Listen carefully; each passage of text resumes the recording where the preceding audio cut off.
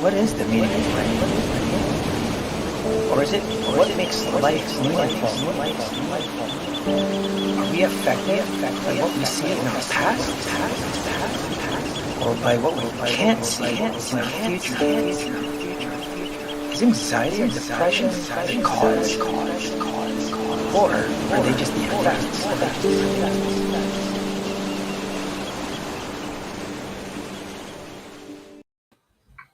Hey, hello everybody. Welcome to Thinking Out Loud Live. My name is Ricardo Zulueta and I'm your host. So this show was made possible by Start Day One, which is a nonprofit foundation for mental health and suicide prevention, where we have a more proactive approach in helping people rather than reactively waiting for people to get mental health issues or suicidal tendencies. So we make this content just so we can hopefully reach out to people and change your perspectives and basically just help you with your pursuit of living life of fulfillment. So today we're going to be actually talking to a very interesting dude. His name is Jeremy Norrie. He's a director, producer. He's been doing a lot of films for Amazon and different places. And so we're going to be talking to him about his past experiences that really helped him along the way, and how his film is actually helping other people with dealing with adversity. So please welcome Jeremy. Hey, what's going on? How's it going? Pleasure. Thank you for having me on.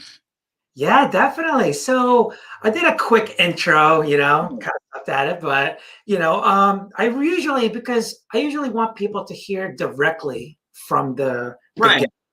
So just kind of give them an idea, a quick glimpse of at least who you were, where you're coming from. We got to know where you're coming from. No problem. Yeah, and I can kind of get the direction of your show, so I'll kind of tie my explanation of who I am into that whole theme. Perfect. Yeah, go on ahead. So I grew up here in California. I am now a director and a producer of independent documentaries. But growing up here, I had a hard childhood. I was not one of the popular kids at school. I was different. I, fought that for a while. It was really difficult for me. But then eventually I started to embrace being different. And, it wasn't a quick process, but growing up, I learned a lot. And eventually I started getting into all kinds of different subjects and different jobs of different kinds. And that led me to the start of my really adventurous career. So I wrote for some MMA websites, so martial arts websites that are about the UFC and that kind of stuff, back when it was very, very early on. And I was doing that online, and that kind of led me to becoming a journalist for a magazine that was about cannabis. And then it was specifically kind of tied towards medical cannabis.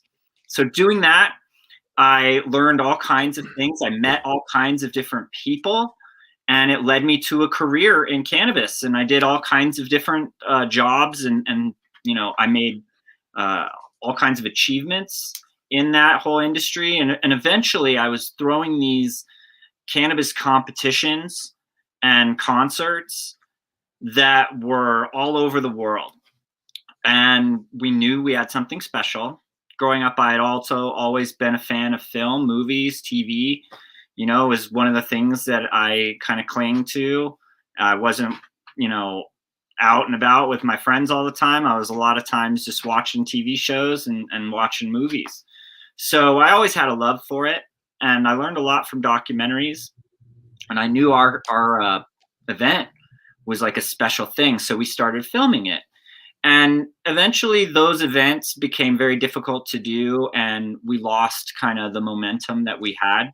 But I filmed our first documentary about one of those events. And then through doing that, we had this long period of time where I learned like a crash course of what filmmaking is like, and all kinds of different hurdles that I had to jump. But eventually I met the people that I work with now. And we are just about to release that film, 8 years in the making, my first official film project.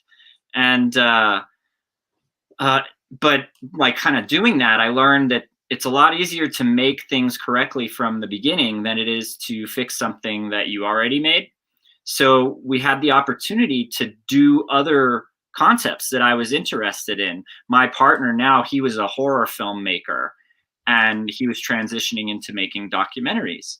So I had this cannabis tie-in and I had a few different cannabis documentaries that I wanted to make. And so we started that. And that was the medical aspect that I feel like now is kind of getting overshadowed by a lot of the money aspect, recreational and that side. So we did these 3 documentaries about cannabis. And then he says to me, he's like, hey, you know, we worked pretty well together. These are all the other themes that do better financially. You know, are you interested in any of these other subjects? And a few of the subjects I was really interested in. And that just began this whole journey. And now we make all kinds of documentaries about all kinds of different subjects. And some of them have been really popular, and some people have gotten a lot of help from our films. So I'm super proud of that. We're starting to win some awards. It's a great journey. So that's me. Wow, that's awesome, man. Yeah. So that's a great start because, you know, so now that you know, like, you know, what we're trying to do, because to me, it makes sense. Like when you say, you know, helping people with film, because it really, especially when you attach their emotions, right? Mhm. And to me, what I always tell people, it's all about your perspectives, because that's where everything stems from. Um, when we talk about suicidal tendencies, when I mentioned that, you know, everyone is reactive, what they do is do this. Hey, Jeremy, call me when you're suicidal. All right. Sure. That's way too late. That's over here, right? And Yeah. the bad perspective, when you have a bad perspective, that is what evolves to becoming that suicidal tendency. And to me, like, you have to get them here, here, and here. What I like about films is, you know, they're inspirational, especially when they're inspirational. Whether it's a documentary that shows some kind of adversity or struggle, challenge. Actually, I tell people all the time, it's impossible to live life to the fullest, and the struggles actually makes your life interesting. And I'm like, I challenge you to find me a movie without any conflict, struggle, or challenge. Like, it doesn't exist, because that's not a movie. Right? That's actually a required thing to make it interesting. So I tell them, like, no, you don't understand. Like, that's actually what it comes with. Like, if everyone just had a great life and that's it, and no struggle, nothing, is like, no, Yeah. it seems weird. It's kind of like this. Like, you know, we were talking about superheroes, right? That's like Superman not having kryptonite. I don't know if you're going to watch a movie, because you know exactly what's going to happen. He's going to sit there drinking coffee and beating all the villains. Like, There has to be something. right? So when did you, so I know, let's talk about your past. Like, where were you at as far as your mindset was growing up? Because you said you kind of were, you know, you had to learn to embrace yourself. Like, what was your mindset? Because what I like to do is bring people along your journey, right? So like, because people might have the same mindset that you used to have, right? So let's talk about that real quick. That's part of filmmaking too. So I totally understand. So sick.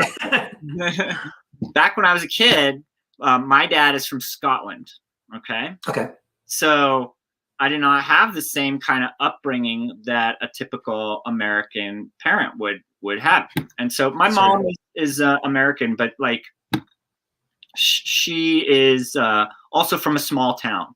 So I had a very unique upbringing, and I look different. I'm kind of not the typical looking kid in my class. And so growing up, I was always one of the kind of outcasts of the cat. I was a nerd. It wasn't cool to be a nerd back then. Back then, yeah, kids don't know that right now. Yeah, and so I was into like these like anime TV shows when I was in like first grade.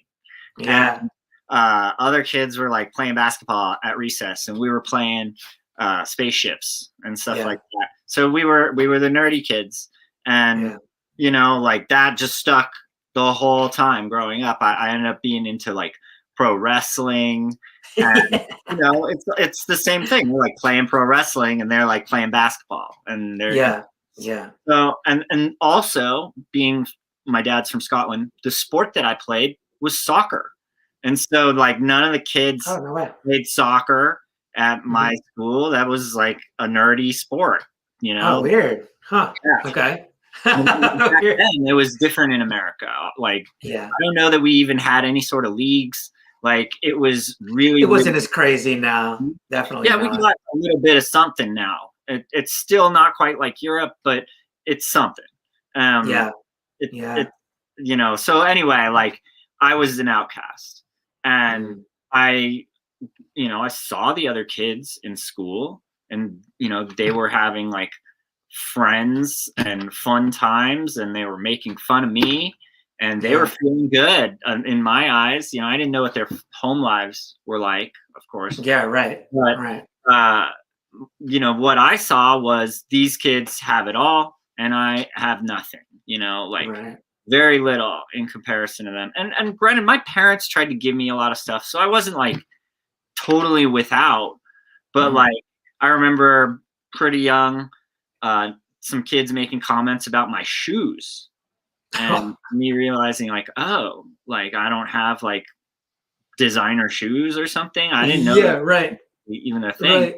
But as Right. soon as they like made fun of me, then it was kind of a thing. And Yeah. you just kind of learn to see yourself in the way that other people are presenting you, like they see you. Yeah. So obviously now I see myself maybe that way. And it Yeah. took me a long time before I started kind of like not liking the being part of the mainstream. Of And course. I was always into these strange things, and it was always part of me, but I didn't realize that I should embrace that, and Yeah. celebrate it rather than try to be like them, and Right. change my personality so that I could be more the way that it seems like what other people want my personality to be like, or Yeah. something like that. Well, and that's what's good with, going to school, right? These are the things that you learn as a person to build your character, because that's the beginning of your adversity, right?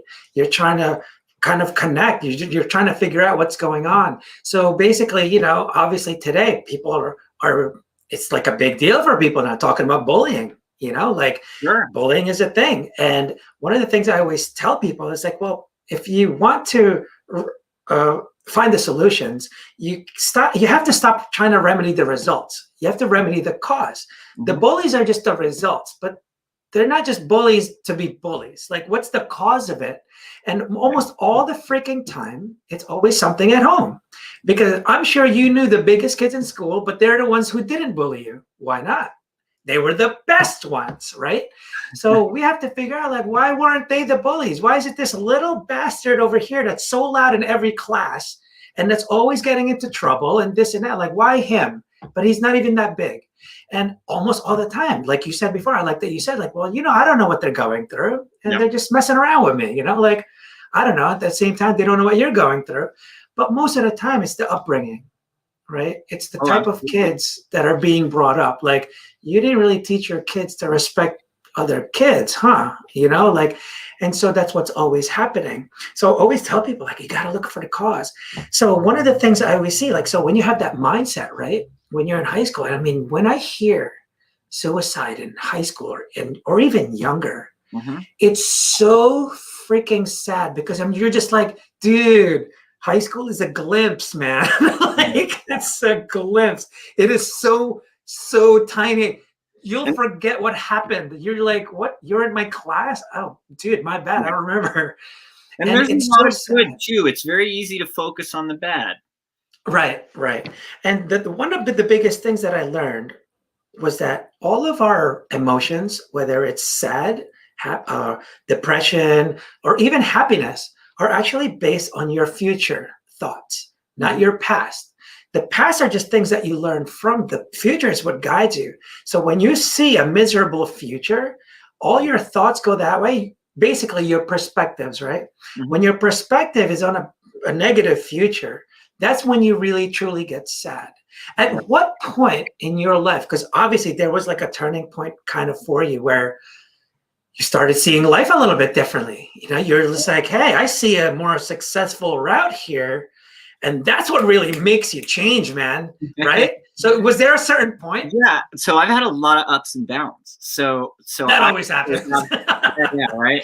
So I have kind of I think a very unique perspective on this, and that I feel like where I'm at now, I like to point out this story where a lot of child stars kind of go through this, where Okay. they have achieved their life's greatest achievements at like 7 years old, at like a very, very young age. And it's really easy for them to get into the perspective down the line where they're like, I'm never going to eclipse this achievement from my past, and everything in a way for them is now somehow downhill. Could be glorious for somebody else, but to them, their thinking is, okay, I peaked, and now it's all downhill.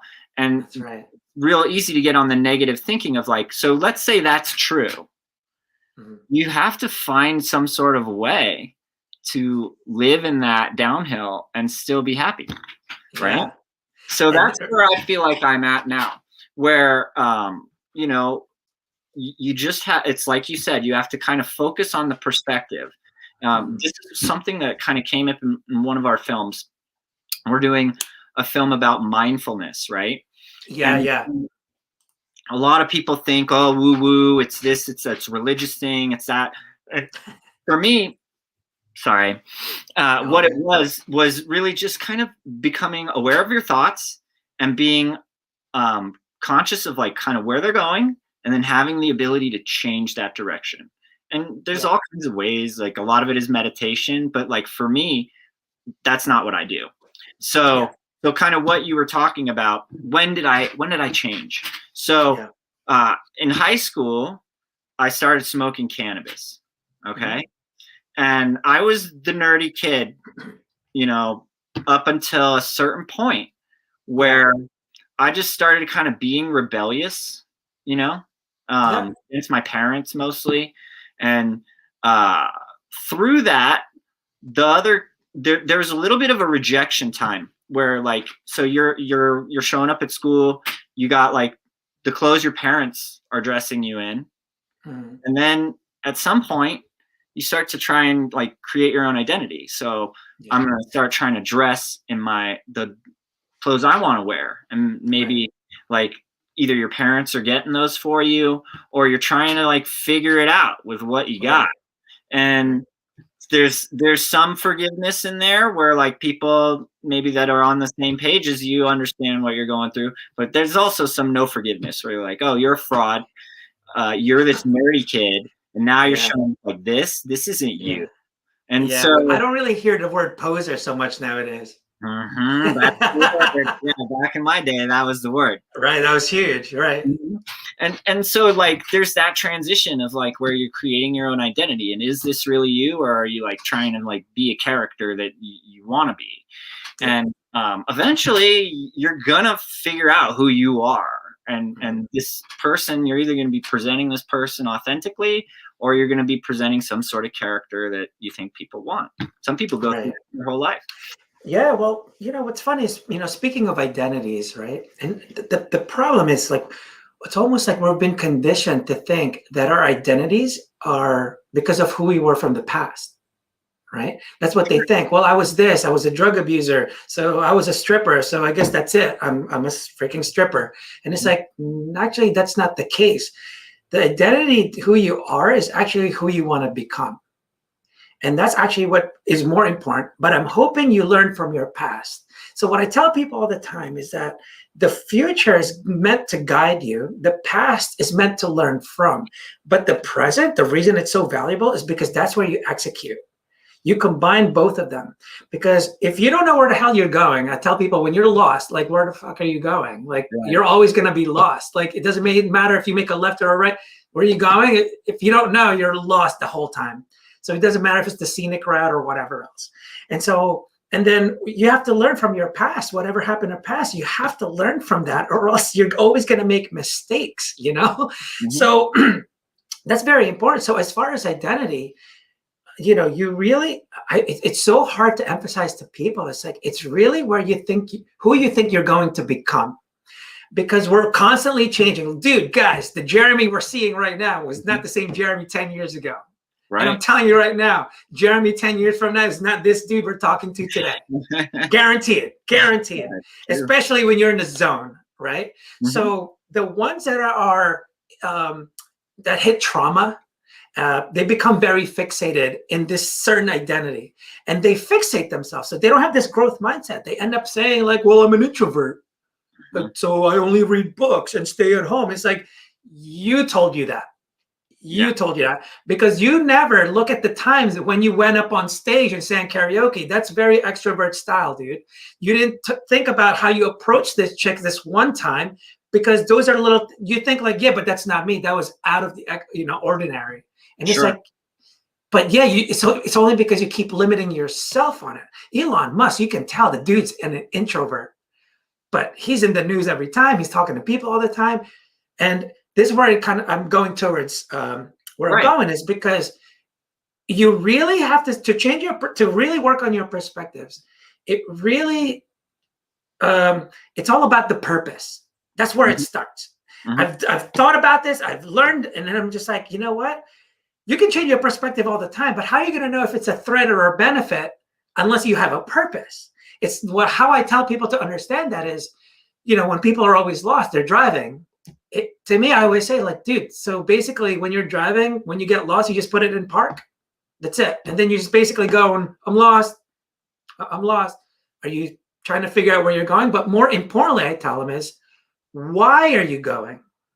Because if you're going there to celebrate your best friend's wedding, I'm pretty sure you're going to have more perseverance, adversity, and going through adversity, all that stuff, right? Because you know why you have to go. Well, because my aunt has cancer and I have to go to her. So that's a huge, huge purpose, because that's what's going to make you kind of, pull through, right? And so without the purpose, your perspective, you're not going to know, well, is it a threat or a benefit to your purpose? Like, yeah, it's nice if you have a perspective like, hey, let's check out the scenic route. Yeah, but dude, your aunt is waiting for you, man. Like, so is that a threat or a benefit to your purpose? Like, yeah, it's a threat, dude. So yeah, right at this time, you can't be doing this dilly-dallying. So it's very important to have that purpose. And it's just that people don't freaking know how to create a purpose. Right. And there's two major things that I've seen. Number one, it has to be a verb, right? It can't be to be the best filmmaker. Well, all right, now you're a filmmaker. Like, that's not a purpose at all. Because the second thing is, not only does it have to be a verb, it has to benefit other people, not yourself. Because if it's only benefiting you, like, dude, I want to be the best filmmaker so I can be a millionaire. Right. Yeah, that's not a purpose. You're not serving anyone at all. Right. And so when people don't, and people are like, what? So I don't know, where do I start? How the fuck can you help people? That's where you start. Yeah. How can you help people? Is it carrying the groceries for this old lady? Then you become freaking DoorDash as you keep on going. Yeah. Right. Are you trying to connect people here? Well, then you become Facebook trying to connect the world. Like, that's what ends up happening. Was there a sense of time when you just kind of started developing this sense of purpose? Because every time, because the beauty with purpose, it doesn't care how hard things are or how pleasurable they are. You do it because of the purpose, and you seem to look like film got you. So tell me what kind of purpose kind of got instilled? So growing up and having it hard, that was something that was always kind of part of me. And I was, at a young age, I would work at the soup kitchen at our church and, give out homeless people soup. Oh, that's awesome. That was like a nerd. Like, I was young, and the cool kids, they never did that, for sure. You know? So it was a dorky thing to do, to be given. Yeah, and I was always that kind of a kid, and I always did things. I was in the Boy Scouts, and that was kind of a part of the Boy Scouts. It's just a fundamental thing, and I'm not a big fan of religion now, but I will say, in defense of it, that it does create great morals for you as a child, and like learning right from wrong young. Right. I learned a lot of that through kind of this religious and just moral kind of upbringing that my parents instilled in me, and that I learned. Also, it was the time there was a Just Say No campaign on TV, and it was a very wholesome time for television and just the world. So I grew up in that, and it stuck to me. Yeah.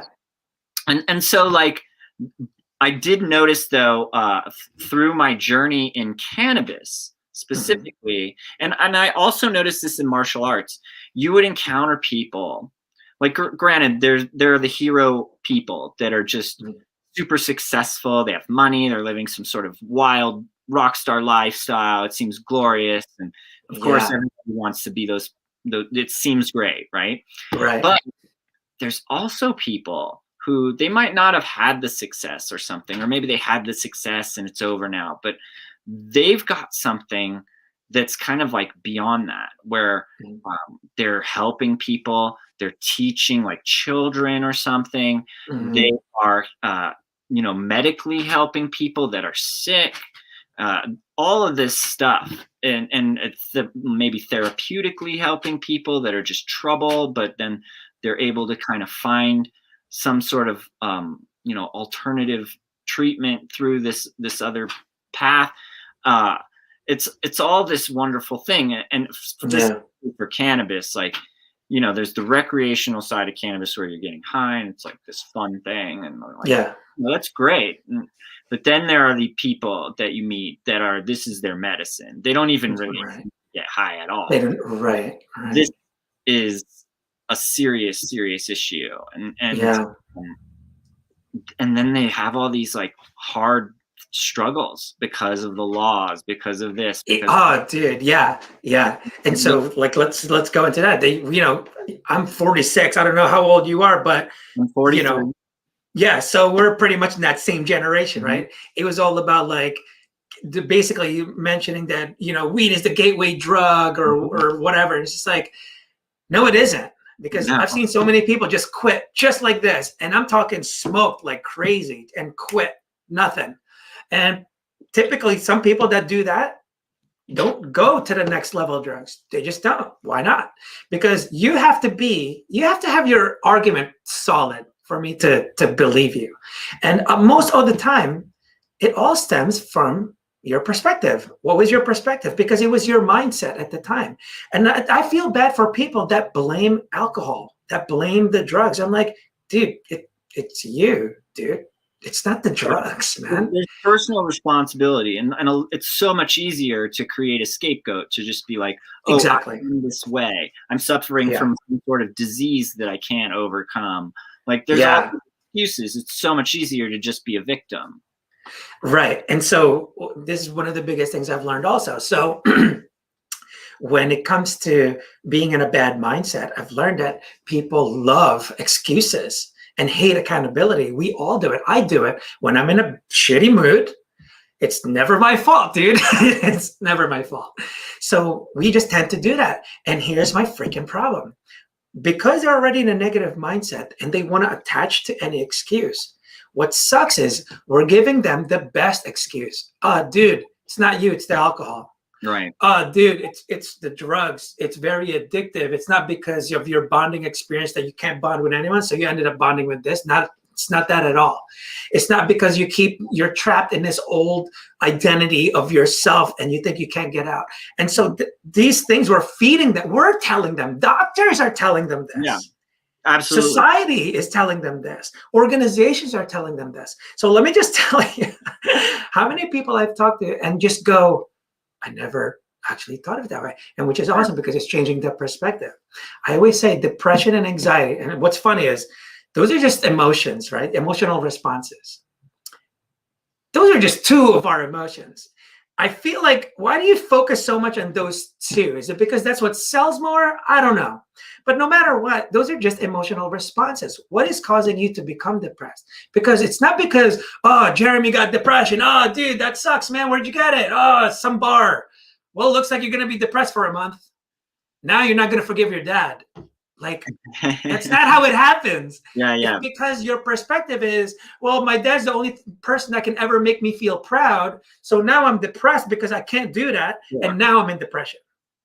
Sure. But, right? And they're Yeah. always telling you in reverse, because I've never heard anyone say, oh, dude, Jeremy, I feel bad for you. I've been dealing with happiness for like 20 years.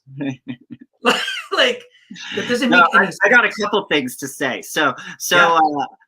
First, I want a disclaimer. Like, of course, there are people who suffer from diseases, and it is not. Of course, right? Yeah, let's get that out there now.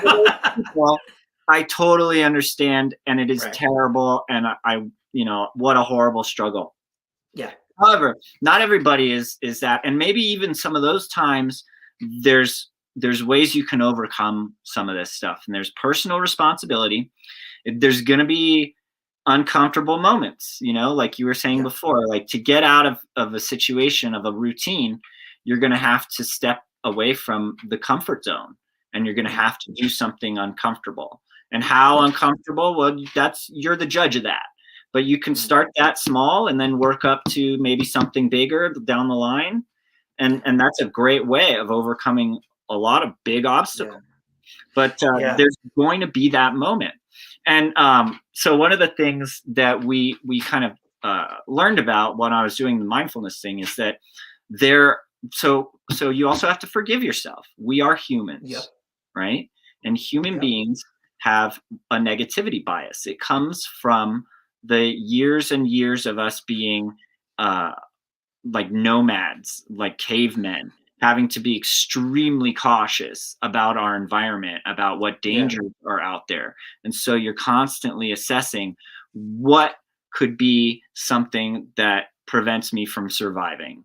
And so that negativity bias and that desire to be part of a group, that's all built into your brain. And, it's part of being a human, and having that fear associated with that negativity also, that's all part of just natural life. So being aware that you have that is the first step.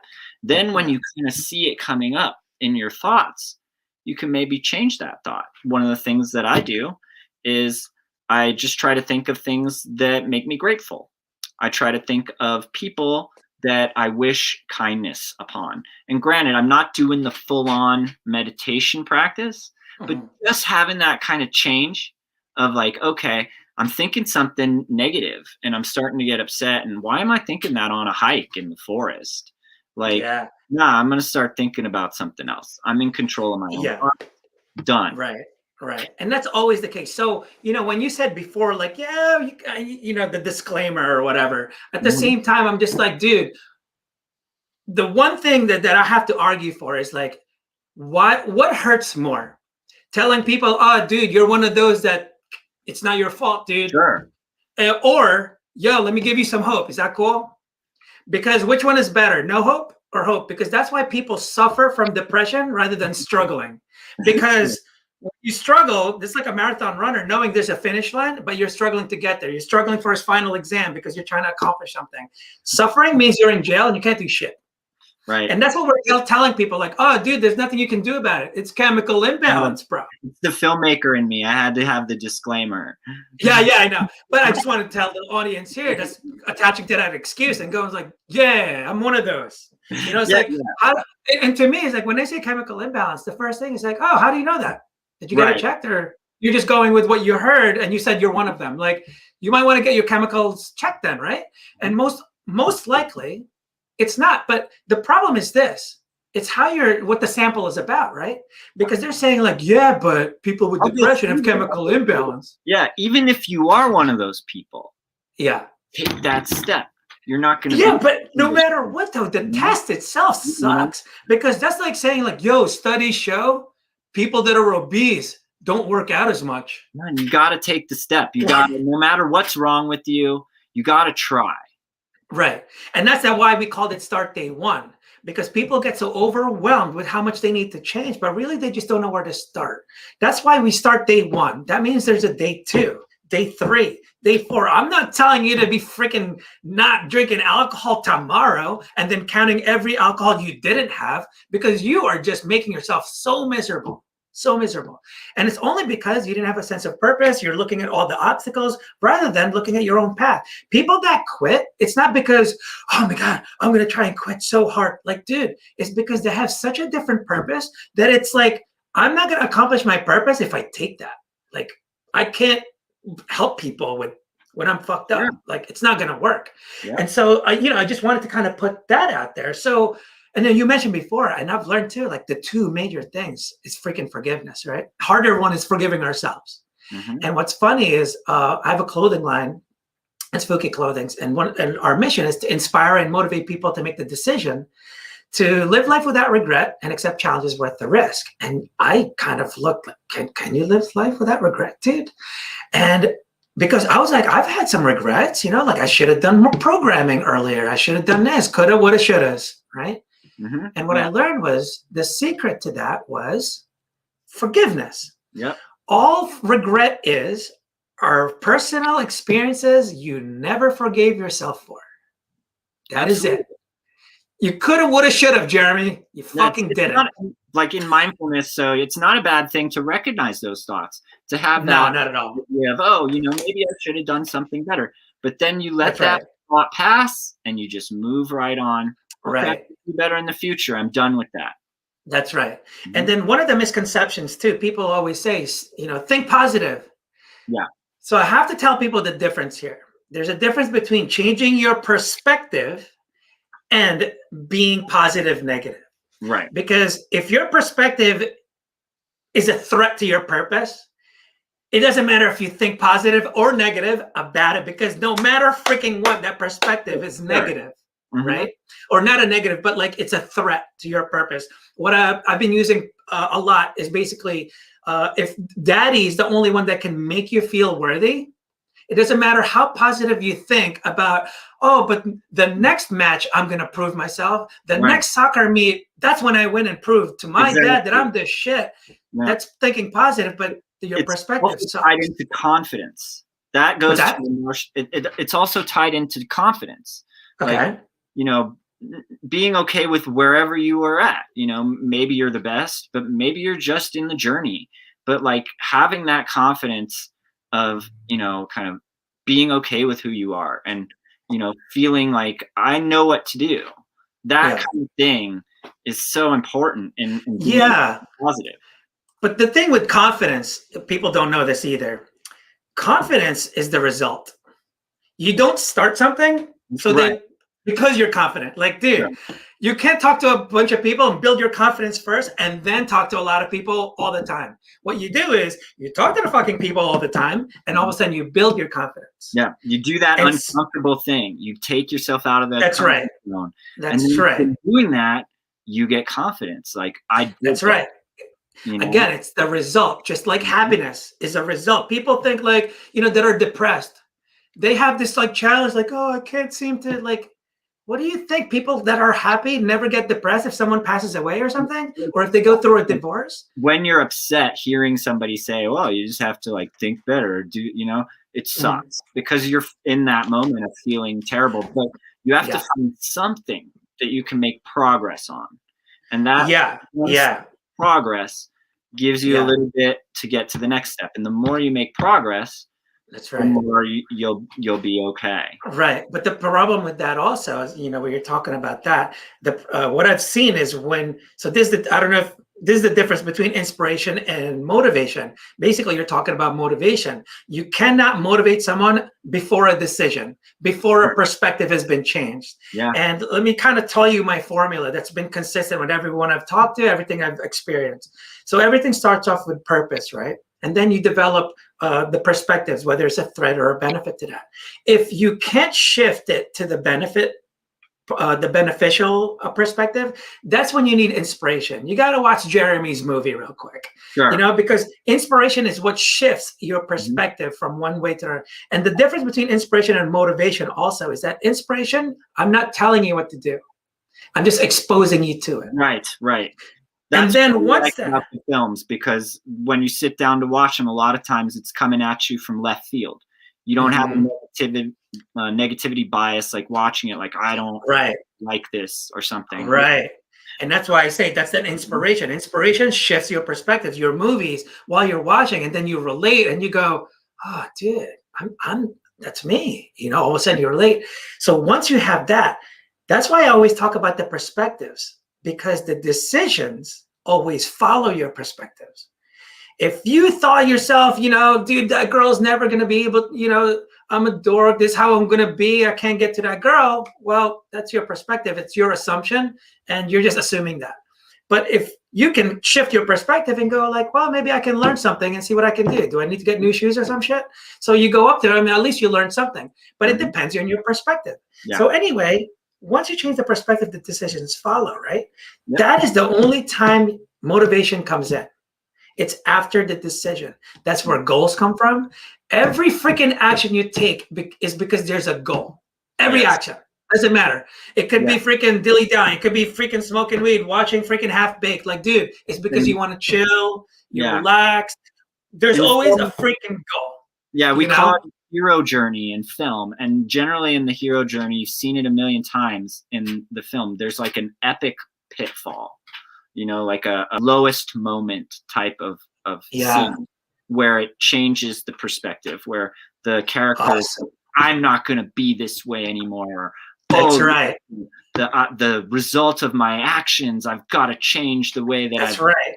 All that is part of that's right. Yeah. And that's what's interesting. When I was talking to you the first time, I was like, oh, dude, it's perfect. It's because people have to see this, and you have to think about the ending.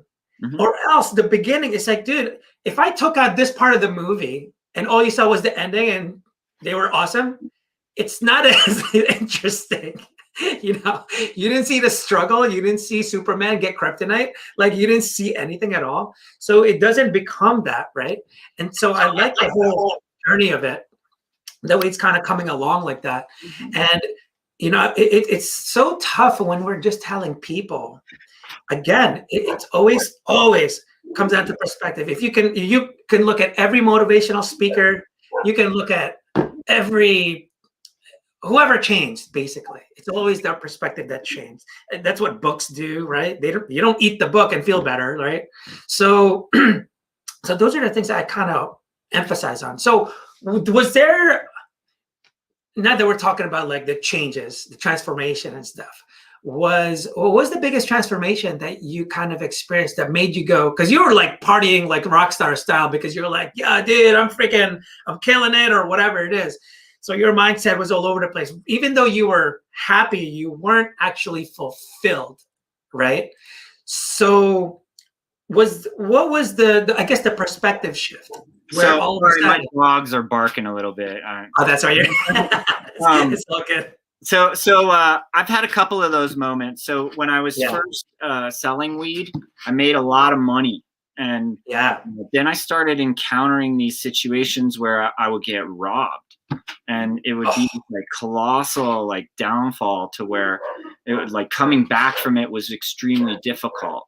And there was this mental journey every single time where you're like, am I going to keep doing this? Like, and eventually I made that decision. Like, no, I'm not going to do this. I got to do something else, So like there are these points and they come up kind of often. The absolute biggest one for me would be when I was in the cannabis industry and I was throwing these events, and I would have people coming up to me and they would say, oh, you're my hero. They would tell me like, oh, you're a legend in my home. Like there's all this super ego stroking stuff that people were saying. They give me presents and like all this stuff. I'm like a celebrity. And like you said, a rock star lifestyle in many ways. Like, I'm traveling all around the country and I'm throwing these hash competitions that are illegal, legal. It's hard to right. So, and I'm like, I threw one in Spain. I threw one in Amsterdam, and like, sick. And Amsterdam specifically was a place when I was young, I was going there to the Cannabis Cup and I was just a fan. I was absolutely no one, just at the event. All these people were celebrities and, they were like heroes to me. I go to throw my event and they're like giving me stuff and like treating me nice. And it's like, whoa, it's really, really easy to get caught up in that. And when it Mhm. stopped happening, that there, like, I even knew going in, I'm like, eventually this is going to end. But when it actually started happening, it's an extreme difficult situation mentally. Yeah. You start seeing yourself as like worthless, oh, nobody cares Yeah. about me. And like, just the thought, it's kind of like how trauma is built, is like these little bad thoughts about yourself that just kind of Mhm. keep coming up for whatever reason. uh, Mhm. they reinforce this negative perspective of yourself. And Yeah. so I start kind of going down this path of like, well, I'm never going to be that guy again, like, Yeah. what am I going to do? Do I want to do these other things? Like, am I going to take this other job just to get some money? Like, it's a really difficult moment. And me being the Yeah. type of person that I am, I'm an artist. Like, I want to do these other kind of really odd things. I'm, different than everybody else. I want to have these different journeys. I'm not Yeah. afraid to take risks. There's this struggle, where you're like trying to figure out what direction am I going to go in. You know, Yeah. do Yeah. I want to take this safe life and get money and just kind of be more, uh, progressive in that way? Or do I want Right. to go back to the drawing board and like do some other crazy thing? And Right. looking is that thing for me. It opened another door. Like, I was able to figure it out, and then here I am. And some of our friends Right. have done well, but I'm not rich from this. Like, Yeah. I could be doing something else and maybe be making more money.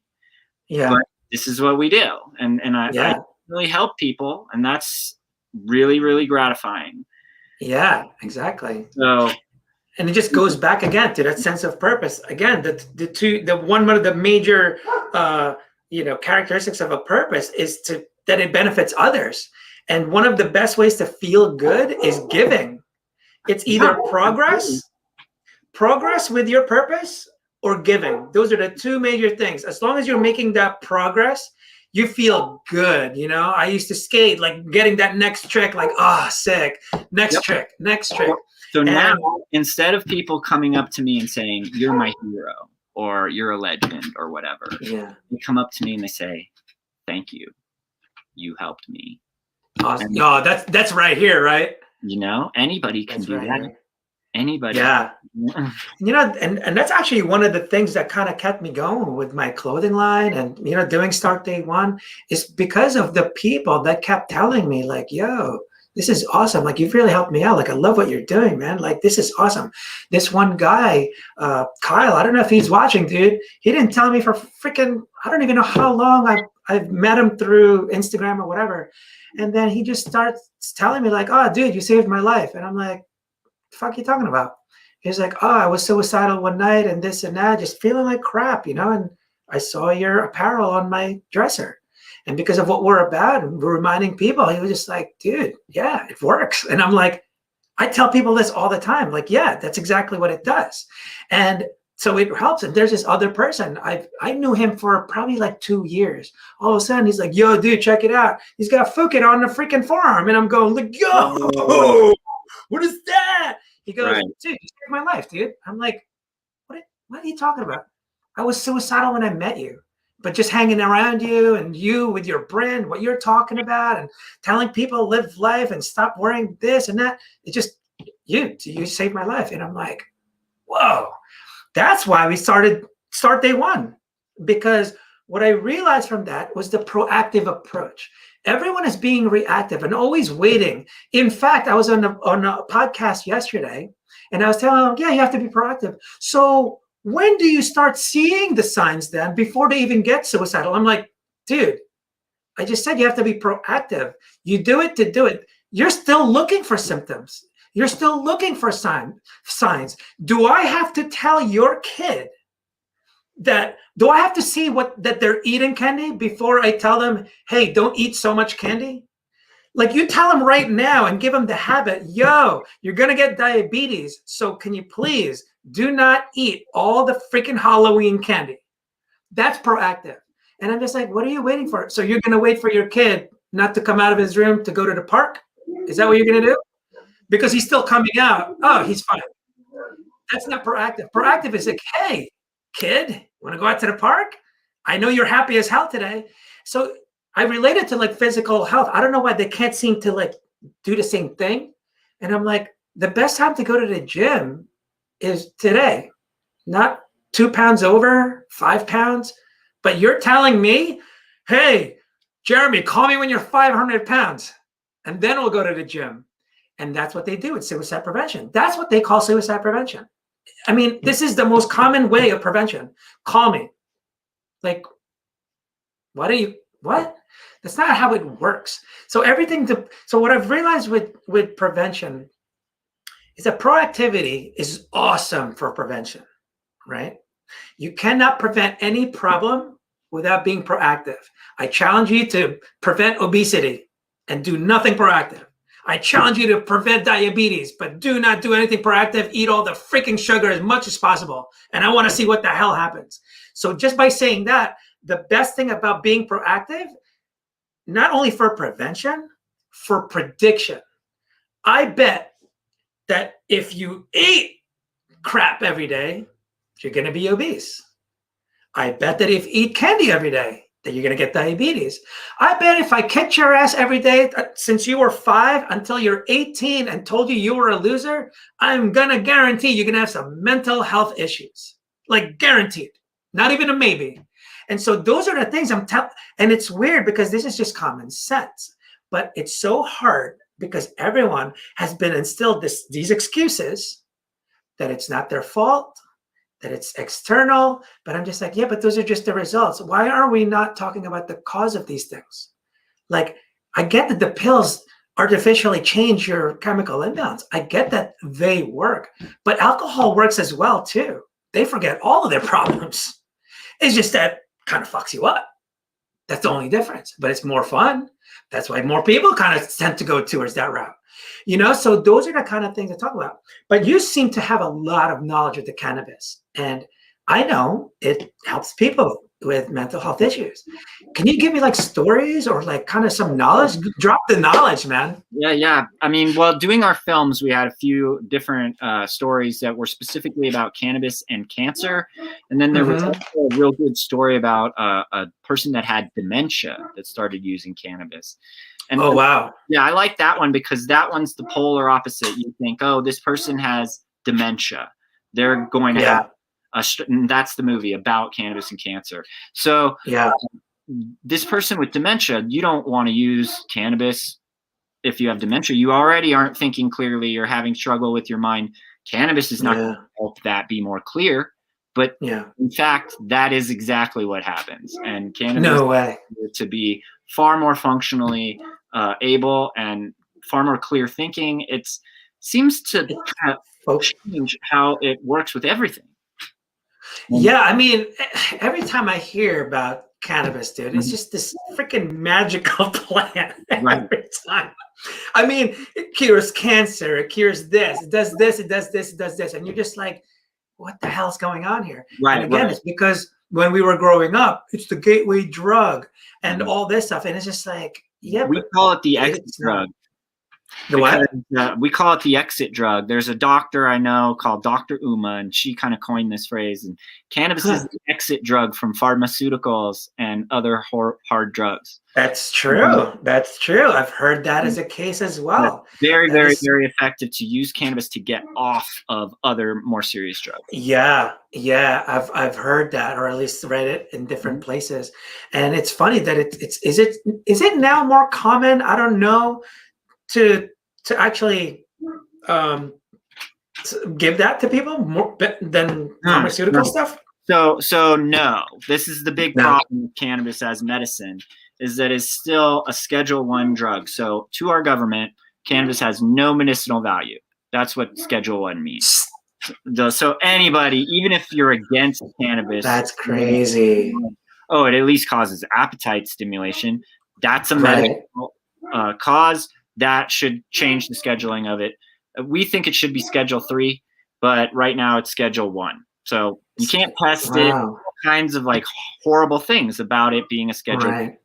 And so doctors also can't prescribe it. The best thing they That can do is, right now is say, you should use cannabis. And then that's yeah, part of what's in our movie is that that's where it stops for doctors. They don't have yeah, any sort of knowledge. They don't have a real incentive to learn about cannabis as medicine. A lot of them have this same reefer madness kind of perspective. yeah, Where yeah, right, it's right. not Those real, are it's kind of, pseudoscience. This is just placebo effect. These people aren't really right. anything other than therapy, like feeling good from cannabis. And And you know, that's not the that, case. yeah, and that's kind of what I'm kind of, this push would start day one for a nonprofit. Again, it's about changing perspectives, right? On a personal level, that's how people can get help.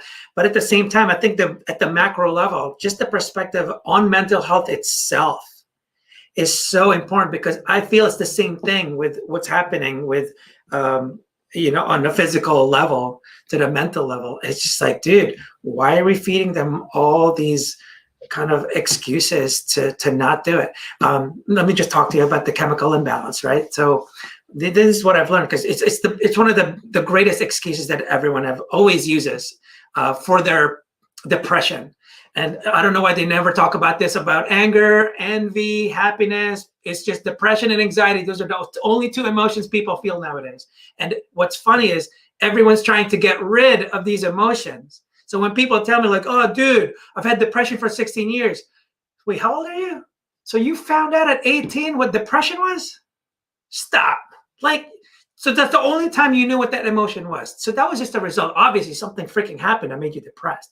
But no matter what, it's that notion that it's always the result. So anyway, when I talk to people with, when it comes to a chemical imbalance, I always tell them like, well, you're under the notion that chemical imbalance is the cause, not the result.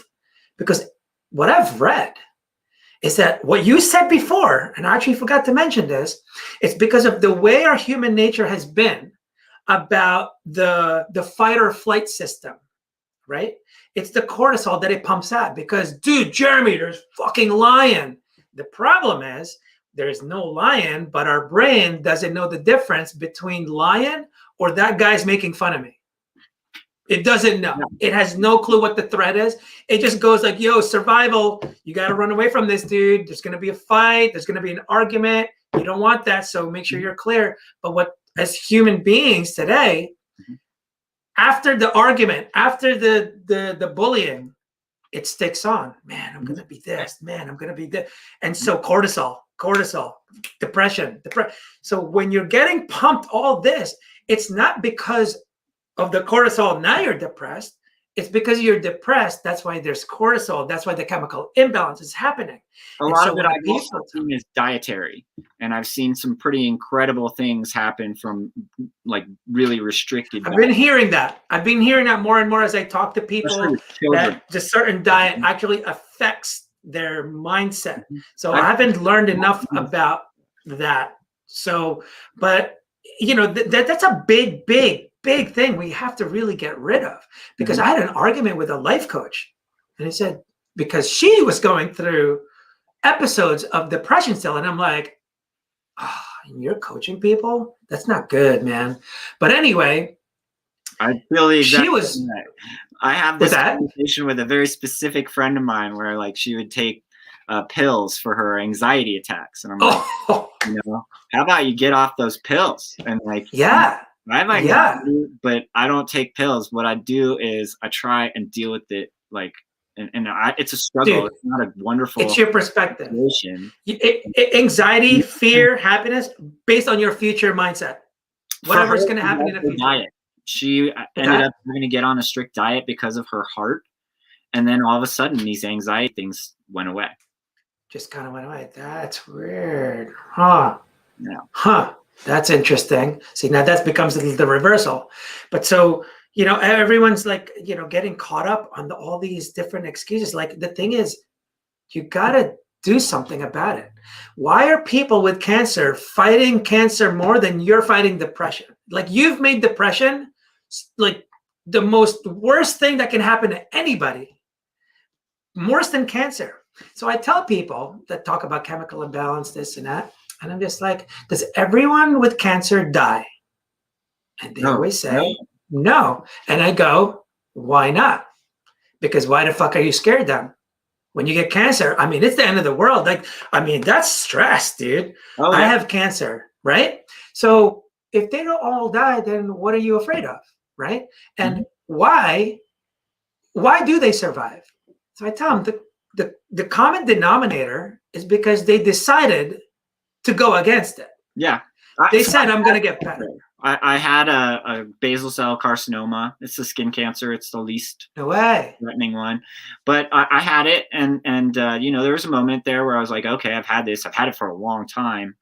Like, Yeah. did I screw up, and now I'm gonna like suffer from this? And you just mentally got to get to a point where you're like, I'm gonna take care of this as best as I can.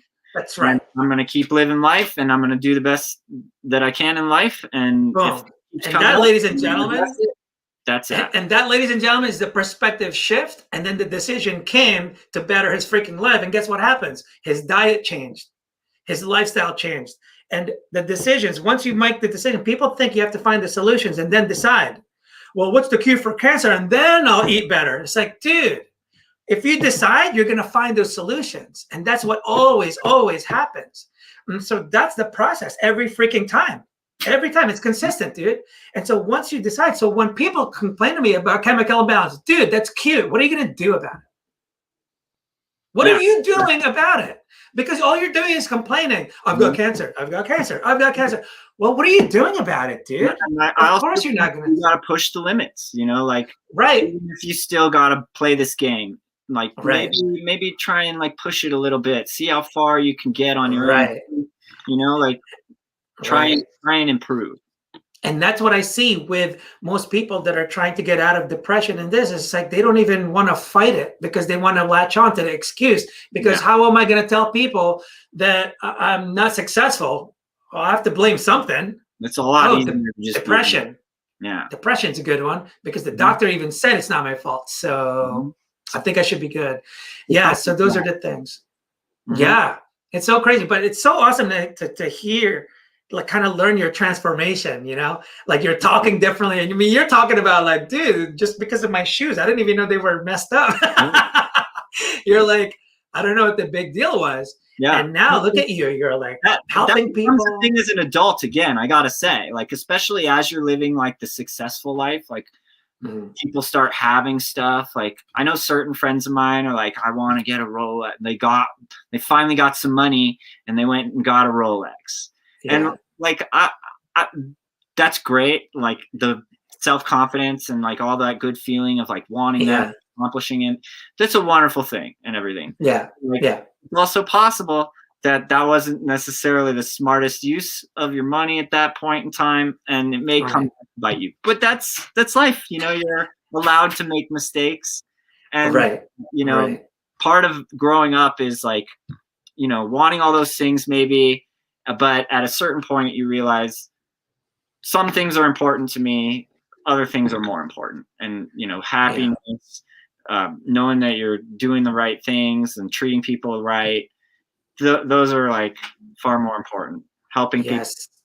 Yeah. So I think we're going to end it with that. We already went over our hour mark, but hey, I'm so happy for you, man. Your transformation is awesome. And I'm happy what you're doing with film, and I'm looking forward to seeing what you do and what other topics you're going to get into that's going to help freaking people, and I'm sure there's going to be ones that are crazy also.